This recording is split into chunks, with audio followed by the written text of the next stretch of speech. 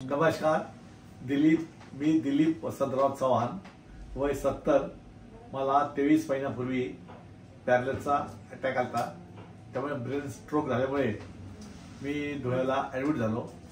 धुळे त्याच्यानंतर डॉक्टरांनी सांगितलं की बाबा केस सिरियस आहे, एक तर तुम्हाला कोमा किंवा कायमचे देवाकडे जाल तुम्ही. म्हणजे असे माझ्या मित्रांना ज्यांनी मला ॲडमिट केलं त्यांना. पण त्या डॉक्टरची मेहरबानी की मी चांगला झालो आणि व्यवस्थित झाल्यानंतर मी 5-6 डॉक्टर ब्रेन स्ट्रोकमुळे मला डोळ्याचा प्रॉब्लेम झाला. मला उठल्यानंतर चक्कर यायची आणि अंधारी येऊन खाली पडल्यासारखं वाटायचं.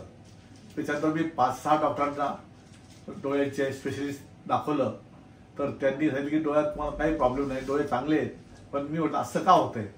तर एके दिवशी मी सहज टी व्ही बघत असताना डॉक्टर परमार्थ ठाकरे साहेब त्याचं दिसलं, असं डोळ्यावरती हे होतं किंवा काय होतं पॅरलिसचं. त्याप्रमाणे मी ते मला जर लिहिता म्हटलं नंबर निघून जाईल, पण मी डायरेक्ट माझ्या मोबाईलवरतीच फोटो काढला त्यांचा ॲड्रेसचा आणि त्यांना शोधून काढला. ते ठाण्याला असतात. ठाण्याला त्यांच्याकडे मी गेलो, मिसेस मी आणि मुलगी.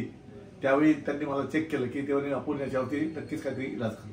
त्यांनी 1 महिन्यापूर्वी मला सगळं ट्रीटमेंट चालू केली. मला आता डोळ्याला व्यवस्थित झालवण लागलं. मला कुठली वस्तू 2 दिवसाच्या ते आता एकच दिसते.